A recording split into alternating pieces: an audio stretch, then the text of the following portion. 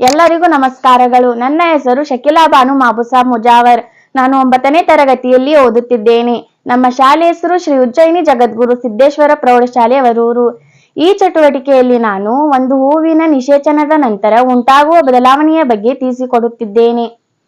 ಕೆಲವು ಸಸ್ಯಗಳ ಹೂಗಳು ಗಂಡು ಸಂತಾನೋತ್ಪತ್ತಿಯ ಭಾಗವಾದ ಕೇಸರುಗಳನ್ನು ಮತ್ತು ಹೆಣ್ಣು ಸಂತಾನೋತ್ಪತ್ತಿಯ ಭಾಗವಾದ ಅಂಡಾಶಯವನ್ನು ಎರಡೂ ಒಂದೇ ಹೂ ಹೊಂದಿರುತ್ತದೆ. ಇಂತಹ ಹೂಗಳನ್ನು ದ್ವಿಲಿಂಗಿ ಹೂ ಎನ್ನುವರು.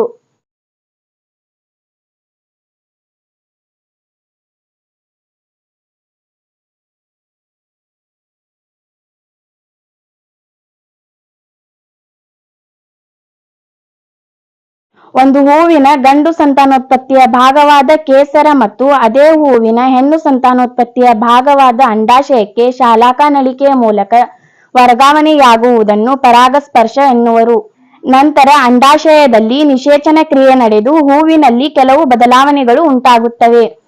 ಅವುಗಳೆಂದರೆ, ಮೊದಲನೆಯದಾಗಿ ಪುಷ್ಪದಳ, ಪುಷ್ಪಪಾತ್ರೆ, ಶಲಾಕಾನಳಿಕೆ ಎಲ್ಲವೂ ಉದುರುತ್ತವೆ. ಎರಡನೆಯದಾಗಿ ಅಂಡಕಗಳು ಬೀಜಗಳಾಗಿ ಮಾರ್ಪಡುತ್ತವೆ. ಮೂರನೆಯದಾಗಿ ಅಂಡಾಶಯವು ಹಣ್ಣಾಗುತ್ತದೆ.